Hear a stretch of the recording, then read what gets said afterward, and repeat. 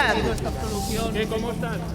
El Tribunal Superior de Justicia de Cataluña absuelve a Dani Alves del delito de agresión sexual por el que fue condenado por otros jueces hace un año.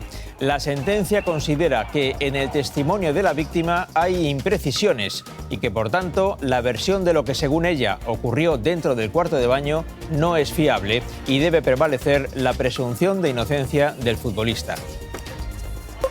Moncloa fuerza un acuerdo entre Yolanda Díaz y María Jesús Montero solo 2 horas después de anunciar que las negociaciones estaban rotas.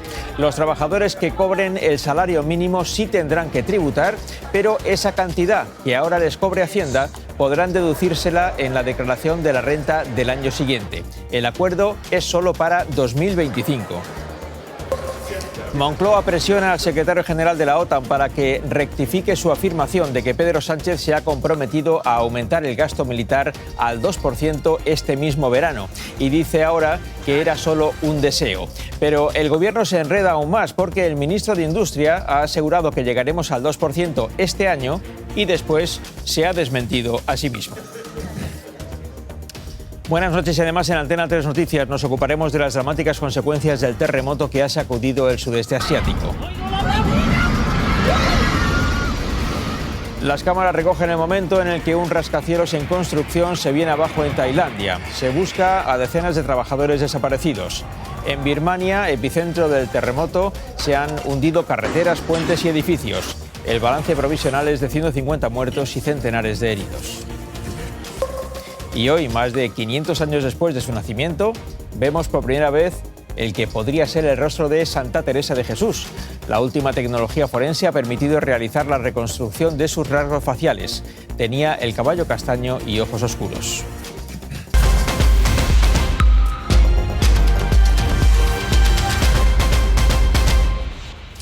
Como cada viernes, desde que fue condenado, el exfutbolista Dani Alves ha acudido hoy a los juzgados a firmar para cumplir con las medidas cautelares. También lo ha hecho esta mañana, momentos antes de conocer que el Tribunal Superior de Justicia lo había absuelto. El alto tribunal catalán está formado por 3 juezas y un juez, y este no es un detalle irrelevante. Esas 3 juezas y el juez han revocado la condena por violación. Consideran por unanimidad que las pruebas y los testimonios de la víctima no son suficientes. El tribunal hace prevalecer la presunción de inocencia del acusado frente a la declaración de la mujer. Diana Mora.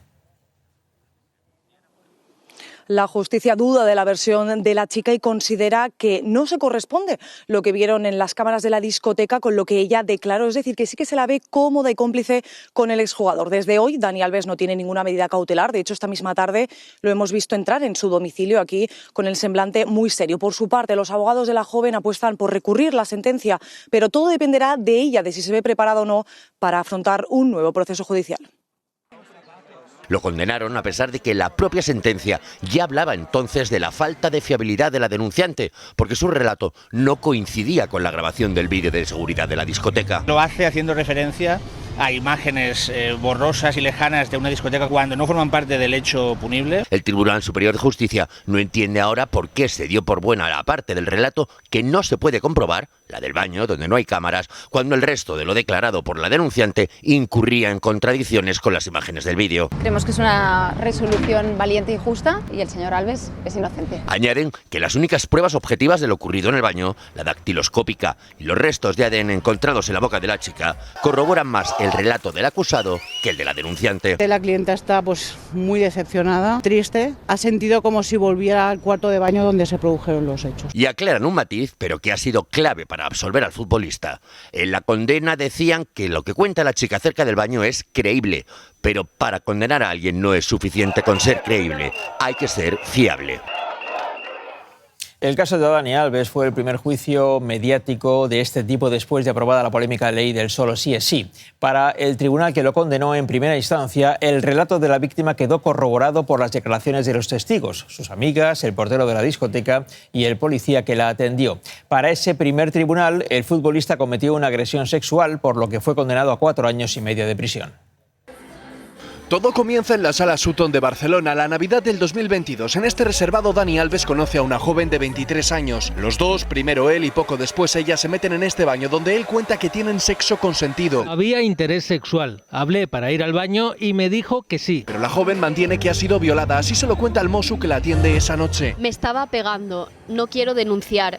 Me ha tirado al suelo. ¿Ha habido agresión? Sí. Nadie más que ellos sabe lo que de verdad ocurrió en ese lugar. Ella siempre mantuvo la misma versión. Él la cambió. Al principio diciendo que no la conocía. No sé quién es esa señorita. No sé su nombre, no la conozco. Después, reconociendo el acto sexual que dice, ocultó para que su mujer no supiera que había sido infiel. Mujer que en el juicio contó cómo llegó Alves ese día. Oliendo alcohol, cayó desplomado en la cama. Esta tarde el futbolista ha llegado a su casa con música a todo volumen en su coche y sin responder preguntas. Dani, ¿cómo estás? Su madre ha publicado en redes esta foto con un mensaje. Gracias a Dios, gloria a ti, mi señor. Celebrando la absolución de su hijo. Estamos evidentemente ante una decisión judicial polémica, controvertida, y vamos a pedir ayuda a una experta para entender mejor de lo que estamos hablando. Beatriz Di Vicente, abogada penalista, criminóloga, experta en esta materia, nos ayudas de vez en cuando a entender algunas sentencias un placer y un honor, a ver si lo complicadas consigo. como esta. Bueno, ¿cuáles son los argumentos que defiende el Tribunal Superior de Justicia de Barcelona, de Cataluña, para dar marcha atrás a la sentencia del tribunal anterior? Importante, en ningún momento dice que la denunciante haya mentido. Tampoco dice que Dani Alves sea inocente. Lo que viene a decir es que con los elementos que hay no se puede condenar. ¿Por qué? Aquí, lo decías antes, una serie de, hay quien lo llama contradicciones, o vacíos, o puntos de imprecisión, que en realidad son tres pruebas objetivas, unas cámaras, una prueba biológica, restos biológicos en la boca de la denunciante y unas huellas dactilares que no se conectan, no son acordes al relato de la denunciante. ¿Qué hizo la Audiencia Provincial? Resolver estas contradicciones a su favor, a favor de la tesis incriminatoria. ¿Qué dice el TSJ? Si hay dudas y son razonables, se tienen que resolver a favor del reo. Ese es el principio de presunción de inocencia. Por tanto, la tesis exculpatoria sería plausible atendiendo a estas, vamos a llamarlo, contradicciones. Claro, aquí lo que hay es un conflicto y interpretación. Hemos hablado muchas veces de este conflicto desde que se aprobó la ley del sí es sí, también anteriormente, sobre si debe prevalecer el derecho a la presunción de inocencia del acusado o el testimonio de la víctima. A ver, es un principio general del derecho sobre el que se asienta el proceso penal y es la presunción de inocencia. Y esa forma parte de los derechos universales del ser humano. Que se presuma que eres inocente hasta que se demuestre lo contrario. La propia sentencia lo dice. Todo juicio es una lucha entre dos hipótesis. La hipótesis de la exculpación, de la inocencia, y la de la incriminación, la culpabilidad. La hipótesis exculpatoria no ha de ser probada. Ha de ser probada la de la acusación. Y también lo dice la sentencia, por cierto, trayendo doctrina al Tribunal Supremo. Para absolver no hace falta que yo crea que usted es inocente. Basta con que no crea que sea culpable o no me hayan demostrado que sea culpable. De ahí esa lucha, si hay dudas, no se pueden resolver en contra de la inocencia. Claro, y aquí entra el debate que también se plantea en esta sentencia entre la fiabilidad y la credibilidad. Claro, dos conceptos que si uno se va a la RAE son diferentes. Creíble es capacidad de ser creído y por tanto tiene algo de subjetivo. ¿Te puedo creer o no creer? Lo fiable es aquello que otorga seguridad. Si lo creíble depende de yo te puedo creer o no, lo fiable es algo que tiene datos periféricos, que corrobora. Eso es, que es demostrado, que ofrece seguridad. ¿Qué ocurre? Que si usted me dice que no han ocurrido determinadas actividades, pero el ADN lo pone en duda. Si usted me dice que tuvo una postura, pero sus huellas dactilares lo ponen en duda, o usted me dice que hizo unos movimientos y hay una cámara que me hace ponerlo en duda, esas dudas no las puedo arreglar a favor de la víctima, sino a favor, es lo que viene a decir la presunción de inocencia, del que se sienta en el banquillo. Ha habido una primera sentencia que establecía la culpabilidad del acusado. Otra sentencia que establece la absolución del acusado. Y esto podría acabar en el Tribunal Supremo. Esto va a acabar, ¿qué podría ocurrir allí? Pues vamos a ver, va a ser muy interesante porque además los delitos sexuales son siempre complejos. Como sociedad vamos avanzando, vamos introduciendo conceptos, teniendo una mayor sensibilidad con la víctima y ahora es muy importante que el Tribunal Supremo establezca doctrina sobre la credibilidad, sobre la fiabilidad, sobre ese peso que decías tan importante entre la presunción de veracidad de la víctima y la presunción de inocencia. Así que ahora habrá casi con toda seguridad un recurso de casación y nuestro alto tribunal nos aclarará todas estas dudas. Beatriz Vicente, muchas gracias. Un placer y un honor, como siempre. Gracias, buenas noches. Gracias. El Gobierno ha decidido intervenir en esta polémica, dejando claro que no comparte la decisión del Tribunal Superior de Justicia de Cataluña y pide que se proteja el testimonio de las mujeres. No se puede estar cuestionando permanentemente la voz de las mujeres, no se puede estar cuestionando la veracidad de lo que expresan en juicio. Creo que esto ya ha pasado a la historia. La ley respeta, protege y avala lo que una mujer está diciendo como veraz.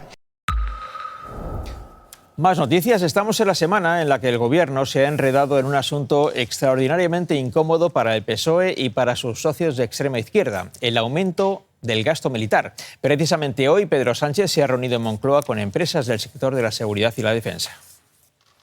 El presidente ha participado en un acto de eldiario.es y allí Pedro Sánchez se ha referido a la importancia de la defensa en la Unión Europea.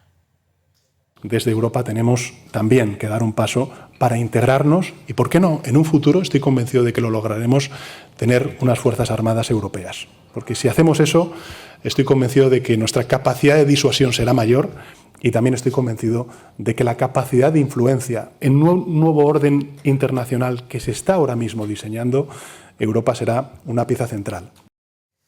Esta referencia genérica se produce 24 horas después de que el Gobierno entrara en cólera por unas declaraciones del secretario general de la OTAN. Aseguraba Mark Rutte que España aumentaría su gasto militar hasta el 2% este mismo verano, cuando el compromiso inicial era hacerlo en 2029. Moncloa salió de inmediato a desmentir lo dicho por Mark Rutte, aunque en realidad no lo desmintió, sino que más bien lo matizó, porque dijo Moncloa que el presidente Sánchez se había comprometido a aumentar el gasto militar lo más pronto posible.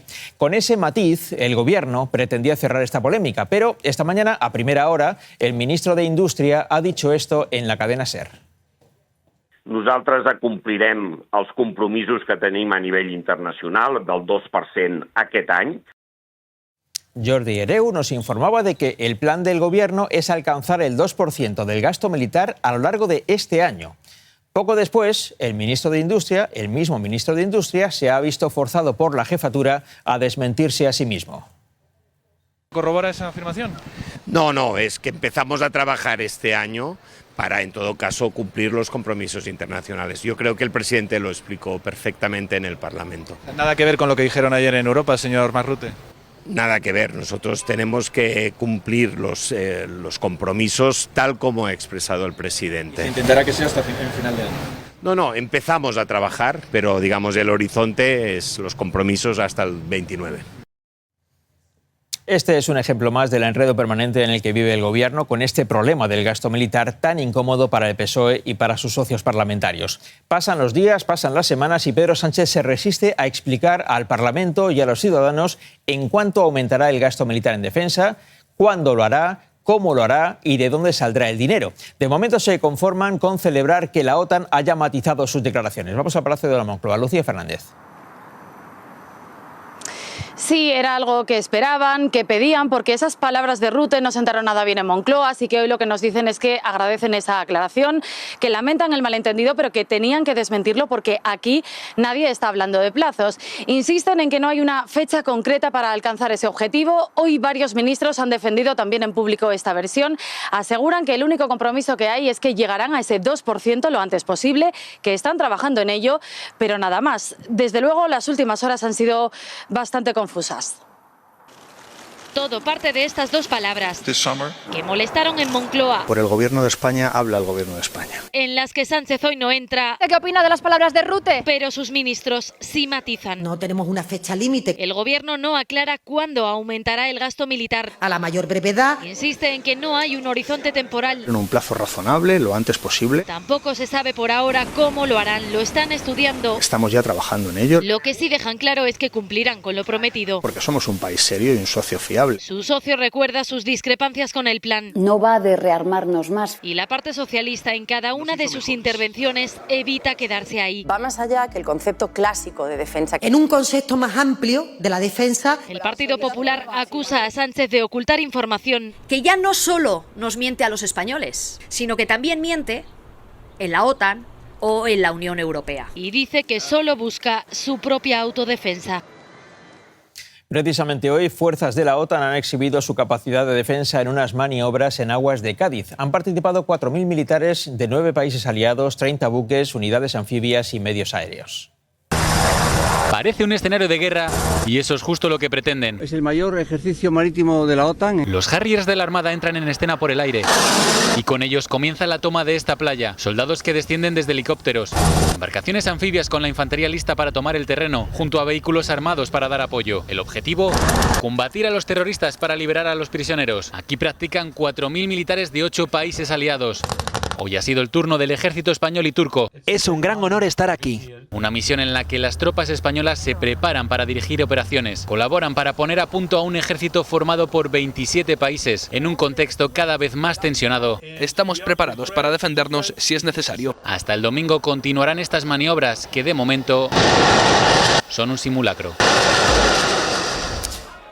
La coalición de gobierno ha llegado a un acuerdo in extremis para evitar que tributen los perceptores del salario mínimo interprofesional. Al final, el sector PSOE y el sector Sumar han conseguido llegar a un entendimiento, aunque solo sea a medias, porque ninguna de las dos partes ha conseguido exactamente lo que quería. La vicepresidenta primera, María Jesús Montero, apostaba por esa tributación del salario mínimo y en eso sale ganando la vicepresidenta segunda, Yolanda Díaz, aunque la victoria del sector Sumar es relativa, porque Díaz ha acabado aceptando que la excepción sea solo para este año 2025, cuando ella exigía que fuese permanente. Contrarreloj, casi al límite. Ha sido una negociación difícil, dura, hasta el último minuto. Hacienda y Trabajo llegan a un acuerdo Tenemos que darnos la enhorabuena. que a primera hora de la mañana todavía estaba lejos de cerrarse. Hasta justo el momento antes de la celebración de la mesa en el Congreso. Ese era el plazo. Si no había pacto, Sumar amenazaba con unir sus votos a los del PP si Hacienda insistía en su veto. Evitan así una nueva grieta en la coalición, aunque tal vez solo por ahora. Lo importante es lo de hoy. Porque la vigencia de lo acordado terminará este año. Que esperamos que se mantenga en el tiempo. Y ahí es donde pone el foco la oposición. ¿Y qué pasa para el año 2026? Aseguran que el problema de la tributación en las rentas más bajas no se soluciona, solo se pospone. Después de todo este sainete y de haber demostrado ser dos fantásticas actrices. Y acusan a Sumar de ceder para seguir, dicen, en la Moncloa. Y continúa el choque por el reparto de menores extranjeros. Aragón ha presentado un recurso contra la decisión del Gobierno central por el que las comunidades autónomas deben aportar el número de menores a los que acogen. Esos datos tienen que estar en manos del Ejecutivo el próximo lunes. El Tribunal Superior de Cataluña pide al Gobierno un indulto parcial para Laura Borràs. La exdirigente independentista del partido de Puigdemont está condenada a 4 años y medio de prisión por ese mismo tribunal. El Gobierno dice que tomará una decisión una vez estudie todos los datos. La Audiencia de Badajoz respalda la investigación a David Sánchez, hermano del presidente del Gobierno. Los magistrados descartan archivar ese caso, niegan una investigación prospectiva y de hecho dicen que la investigación está en pleno desarrollo. La Unidad Militar de Emergencias se va de Valencia después de 150 días de intenso trabajo en las zonas más afectadas por la Dana. Los efectivos ya han empezado a replegarse mientras los familiares de las víctimas continúan declarando en la Ciudad de la Justicia. Mi padre estaba en su casa y apareció el cuerpo pues cerca de una semana después en una calle de Paiporta. Mi sobrina y mi hermana salen volando literalmente con una ola de agua, porque hay cosas que no se curan. ¿Cómo curas 228 víctimas? Una polémica de estos días es la que protagonizan el Tribunal Constitucional y la Audiencia de Sevilla. El presidente del Constitucional quiere evitar que la audiencia sevillana acuda al Tribunal de Justicia de la Unión Europea para que cuestione la sentencia en la que el Constitucional prácticamente exonera a los dirigentes socialistas que fueron condenados por los ERE fraudulentos de Andalucía. 16 de julio del pasado año, el Constitucional anula las condenas a los expresidentes de la Junta de Andalucía, José Antonio Griñán y Manuel Chávez, por el caso de los ERE. Teníamos razón. También la de la mayoría de sentenciados por la trama. Algunos de ellos estaban en prisión y salen en libertad. 1 año y medio aquí dentro. Pero la decisión no fue ni mucho menos unánime. Los 7 magistrados progresistas votan a favor, los 4 conservadores en contra. Aún así, la mayoría es clara y ordenan a la Audiencia de Sevilla dictar una nueva sentencia. Pero la semana pasada llegaba la sorpresa. La Audiencia Provincial cree que las valoraciones del Constitucional pueden no ser del todo compatibles con el derecho de la Unión Europea y se plantean elevar una consulta al Tribunal de Justicia Comunitario, algo que no gusta en absoluto al presidente del Constitucional, Cándido Conde Pumpido. Empieza a sondear al resto de magistrados. De momento, uno de ellos ya le ha hecho llegar un primer informe, lo hemos conocido hoy. Según es escrito, el Constitucional no puede impedir a un juez consultar a Europa. Ellos mismos hablan ya de conflicto y puede que no haya hecho más que empezar. La inflación cae en el mes de marzo 7 décimas hasta el 2,3%. Los precios se moderan gracias especialmente a la bajada de los carburantes y sobre todo a la bajada del precio de la electricidad después de las lluvias de las últimas semanas. La inflación subyacente, como van a ver, que no tiene en cuenta ni la energía ni los alimentos frescos, recorta 2 décimas y se coloca en el 2%, su nivel más bajo desde diciembre de 2021. Pedro Sánchez ha celebrado estos datos. Un dato magnífico, 7 décimas de bajada de la evolución de los precios en nuestro país. Y yo creo que esto, si demuestra algo también de la inflación subyacente, es un acierto claro, ¿no?, de la política económica y desde el punto de vista energético también por parte del Gobierno de España.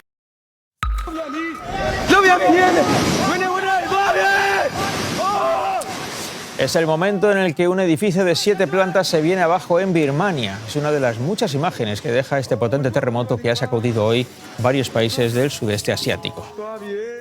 El balance es solo provisional por el momento, pero el terremoto ya deja al menos 150 muertos y centenares de heridos. Su potencia destructiva también ha derrumbado edificios en Tailandia a más de 1000 kilómetros del epicentro. Es un complejo residencial en Bangkok. A la altura del piso 48 nos fijamos bien, la pasarela que une 2 de las torres se separa.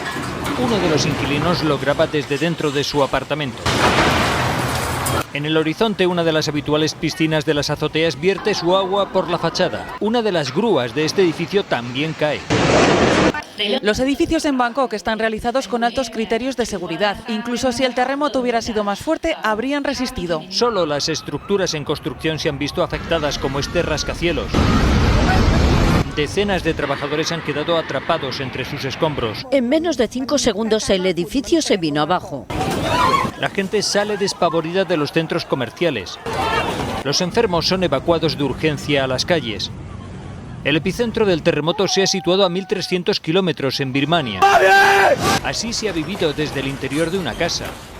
La tierra abierta en canal. Los terremotos son habituales en la zona, pero este podría ser el peor de los últimos 75 años.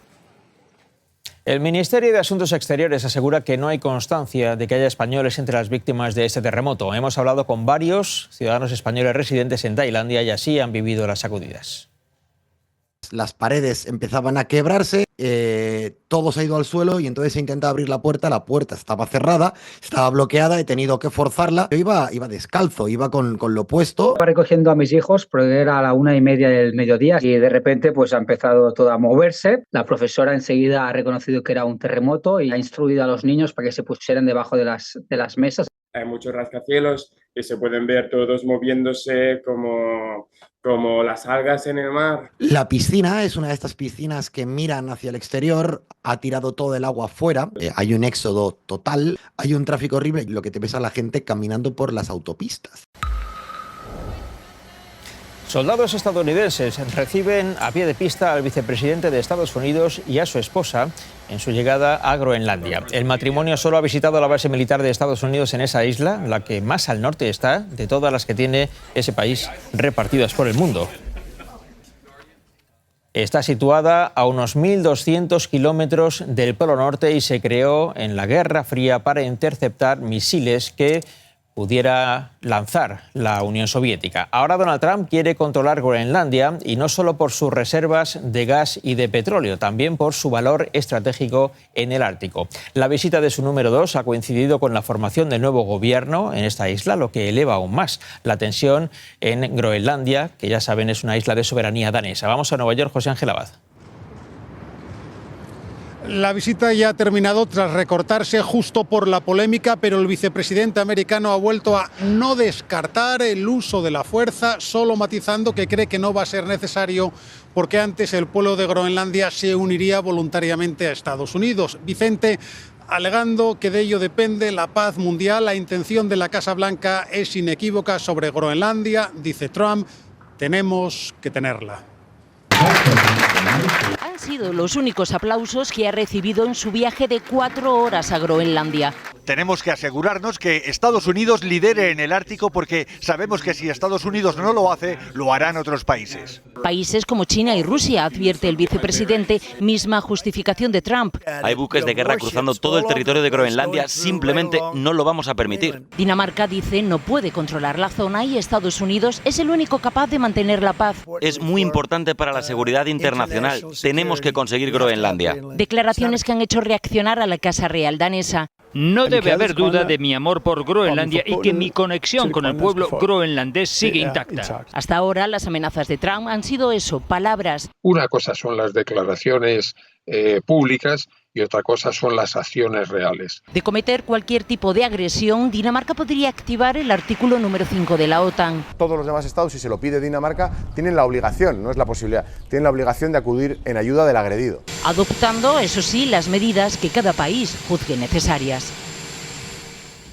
Precisamente en un puerto del Ártico, Vladimir Putin ha presentado un submarino nuclear equipado con misiles hipersónicos. El presidente ruso asegura que las rivalidades aumentan en ese enclave estratégico del Ártico, pero ofrece colaboración económica con otros países para explotarlo. Y Putin también ha propuesto instar un gobierno provisional en Ucrania sin Zelensky antes de negociar la paz. Estaría supervisado, dice Putin, por la ONU y también por Estados Unidos. Hoy también el presidente ucraniano ha asegurado que el acuerdo sobre los minerales que negocia con Estados Unidos difiere de la versión anterior. Israel vuelve a bombardear el sur de Beirut 4 meses después del inicio de la tregua. El ejército hebreo ha lanzado un ataque con drones en un suburbio de la capital libanesa. El bombardeo se ha producido después de que 2 cohetes procedentes de Líbano golpearan territorio israelí. Es la llegada a Caracas de ciudadanos venezolanos deportados desde Estados Unidos. Algunos aplaudiendo, otros asistidos por equipos de emergencias, conforman el segundo grupo de repatriados. Nicolás Maduro ha cargado contra el secretario de Estado de Estados Unidos después de que amenazara a Venezuela. Por ahí sale el imbécil de Marco Rubio, amenazando a Venezuela desde Guyana. Imbécil, a Venezuela no le amenaza a nadie, porque esta es la patria de los libertadores, esta es la patria de Bolívar. Imbécil. Primeras imágenes del rey de Inglaterra después de su último ingreso en el hospital. Carlos III saluda desde el coche a su salida del Palacio de Buckingham. El monarca tuvo que ser ingresado durante unas horas por los efectos secundarios de sus tratamientos contra el cáncer. Fue el mayor atentado contra los servicios de inteligencia de España. 8 agentes del CNI destinados en Irak fueron tiroteados en una emboscada. Solo uno de ellos pudo salvar la vida. Ahora, más de 20 años después, ese agente ya retirado presenta un relato en primera persona de aquellos 3 días de noviembre y de todo el sufrimiento posterior. Hemos estado con él. Es la última foto de su misión en Irak. Hicimos una parada de descanso y alguien dijo, bueno, vamos a hacernos una foto. Solo 3 días después, los 8 agentes del CNI sufren una emboscada. Es un momento de pánico, de descontrol. Eres consciente de que tienes todas las probabilidades de morir. En mitad del fuego cruzado, corre en busca de ayuda cuando una multitud le rodea. Empiezan a pegarme, puñetazos. Hay una décima de segundo, pensé que ya no iba a ver a mi familia, me tiré al suelo y me hundí. Hasta que en la escena aparece un desconocido. Bien vestido, se acerca, me mira y me da un beso. Y desaparece. Después supo que ese gesto en el mundo árabe Significa protección, sí. le salvó la vida. Lo más duro fue volver a casa con los cuerpos de sus compañeros. Culpabilidad, cobardía, mucha tristeza, muchísimo miedo. En este libro habla del estrés postraumático que dio la cara 5 años después a las puertas del CNI. Sí, de pronto me puse a llorar y rápidamente cogí el teléfono y llamé a mi psiquiatra, Rufino, ayúdame. Se retiró y empezó el proceso de recuperación. Estas páginas son un homenaje a los que no volvieron. Más cosas. La más sofisticada tecnología forense y la reconstrucción en 3D han permitido recrear el rostro de Santa Teresa de Jesús. Así era la santa de Ávila con unos 50 años de edad. Tenía el pelo castaño, ojos oscuros y un rostro, dicen que sereno. Son los primeros resultados de un estudio realizado sobre sus restos mortales momificados. Santa Teresa de Jesús nació tal día como hoy hace 510 años. Recuerden que este fin de semana cambia la hora y con ello entramos en el horario de verano. En la madrugada del sábado al domingo habrá que adelantar el reloj. A las 2 serán las 3. Esto significa que anochecerá más tarde y tendremos más horas de sol. Antes, por la mañana, tendremos la oportunidad de disfrutar de un eclipse parcial de sol. Será visible en casi toda la península. Es el primero de una serie de eclipses que se podrán ver desde España en los próximos años. Uno de los eclipses más esperados se producirá en agosto del año que viene, 2026. España será un lugar especialmente privilegiado para poder observarlo y eso atrae a muchos turistas extranjeros. En Burgos, por ejemplo, ya hay alojamientos que están completos para esas fechas. Silvia González. Hay hoteles y casas rurales completos desde hace 4 años. Por ejemplo, esta bodega de Ribera del Duero acogerá a un grupo de un centenar de norteamericanos amantes de la fotografía que han reservado todas las instalaciones y todas las habitaciones de hotel en exclusiva. La centralidad del eclipse atravesará toda la provincia de Burgos y será uno de los escenarios privilegiados para disfrutar del eclipse total. Tanto es así que la Diputación de Burgos ha cursado una invitación a la Casa Real. Parece alucinante.